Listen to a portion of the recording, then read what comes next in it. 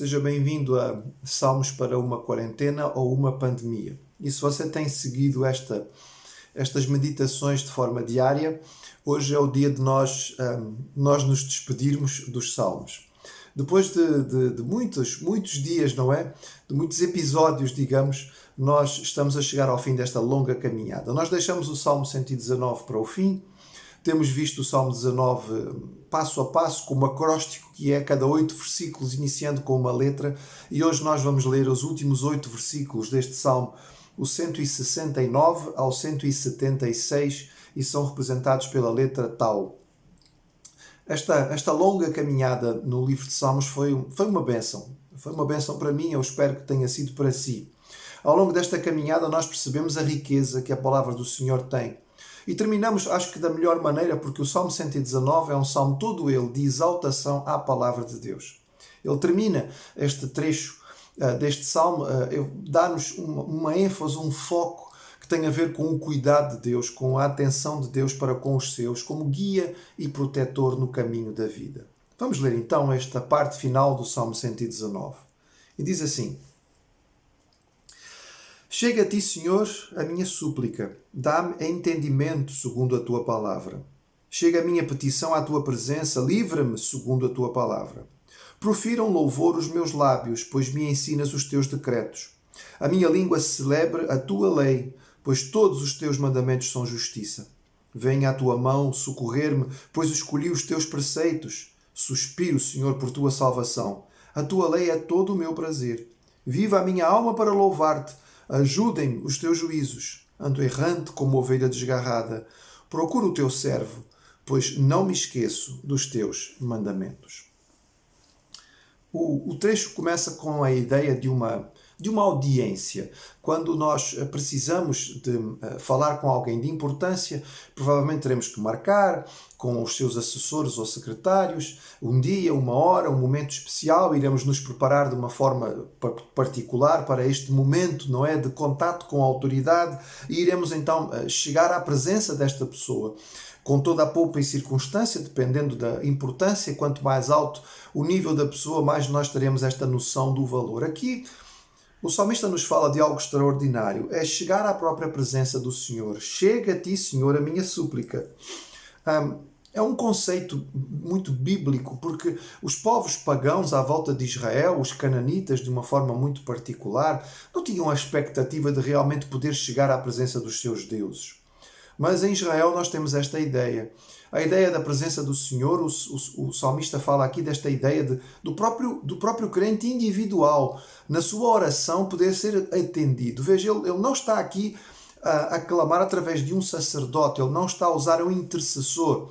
Estamos no Antigo Testamento, a classe sacerdotal é responsável por isto, mas ele ora e acredita que a sua oração pessoal pode chegar à presença de Deus. São conceitos diferentes, próprios de Israel, e que tinham sido desenvolvidos por um Deus que dizia ao seu povo que era um Deus que ouvia, e de facto este Deus ouvia. E no meio de toda a tribulação e dificuldade, era um Deus que dava capacidade e entendimento. Através da sua palavra, ele ajudava a caminhar.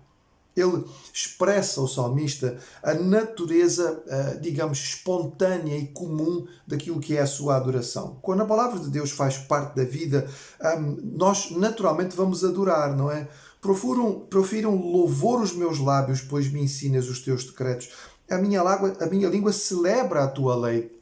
É impossível nós amarmos a palavra de Deus, lermos a palavra do Senhor, procurarmos conhecê-la e estudá-la sem que naturalmente irrompa adoração e louvor.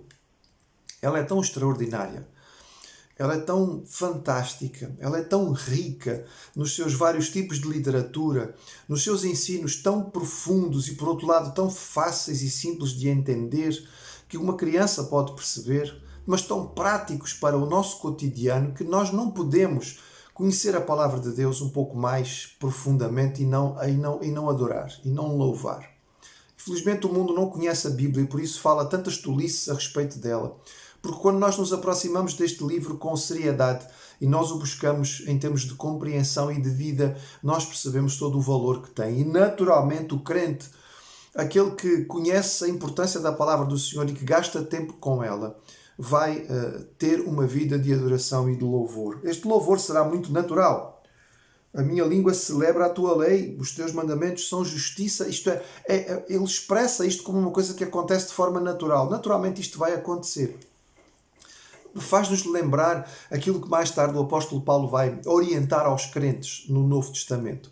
Quando ele disser, por exemplo, escrevendo aos Colossenses, no capítulo 3, falando entre vós com salmos, hinos e cânticos espirituais. Os salmos acabam por servir parte daquilo que é a nossa linguagem. A nossa forma de estar e a nossa maneira de falar vai ser marcada por aquilo que é a palavra do Senhor. E esta palavra vai fazer parte do nosso vocabulário. Nós naturalmente citaremos versículos, expressões bíblicas, ilustrações, histórias, porque elas estarão presentes na nossa mente e farão parte da nossa linguagem. Ele expressa, terminando este salmo, mais uma vez, como expressou ao longo deste Salmo 119 e ao longo de todo o livro, a ansiedade que tem pelo Senhor e pela sua palavra. Como a corça anseia pelas correntes de água, assim a minha alma tem sede de ti. Verso 174, suspiro, Senhor, por tua salvação, a tua lei é todo o meu prazer. A ideia repetida sistematicamente ao longo de todo deste Salmo 119 é que a lei de Deus não era um peso, não era uma coisa difícil, não era uma obrigação que o salmista tinha, mas ele se aproximava da palavra com alegria e com satisfação. Ele a buscava com contentamento e com sofreguidão. E por isso o Salmo 119 termina com esta expressão tão bela que nos faz lembrar o mais querido, o mais amado de todos os salmos, o Salmo 23. Ele se apresenta a si mesmo como alguém extremamente necessitado, uma ovelha desgarrada, é uma ovelha que se perdeu do rebanho. Esta ovelha está em sério risco. Ela precisa de, primeiro, proteção contra animais selvagens, contra alguém que a possa roubar e matar. Ela precisa de direção, ela precisa do caminho para poder chegar ao resto do rebanho, para eventualmente chegar ao aprisco, seja ele no campo, seja o curral onde ela poderá ser guardada. Ela precisará de comida, porque a ovelha desgarrada corre o risco de se alimentar de pasto que não seja bom, que não seja propício, porque a ovelha não tem sabedoria para fazer as distinções. Então, basicamente, o que ele está dizendo, eu preciso de ti, Senhor, como meu pastor. Acha-me, procura-me, encontra-me e guia-me. Tu és aquele que podes fazer toda a diferença. Eu estou a precisar de ti e este encontrar-te é o alvo da minha vida. Eu preciso que tu me ajudes porque eu não me esqueço de quem tu és. Ele precisa de Deus como o seu guia e o seu protetor.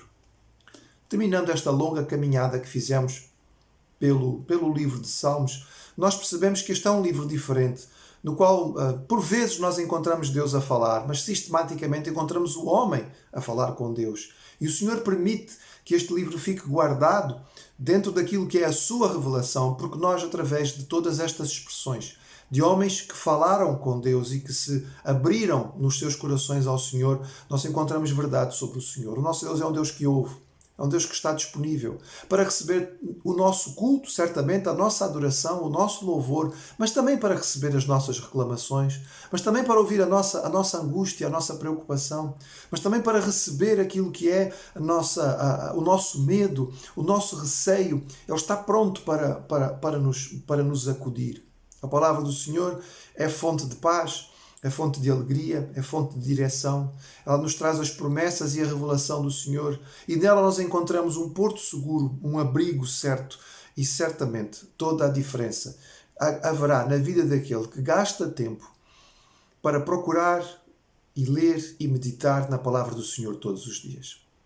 Que terminando este longo trajeto de meditação no livro de Salmos, tenha surgido nos nossos corações ou sido desenvolvido em nós esta paixão de não passar um dia sem começar abrindo a palavra do Senhor, lendo a palavra do Senhor, recebendo a instrução que Ele tem para nós.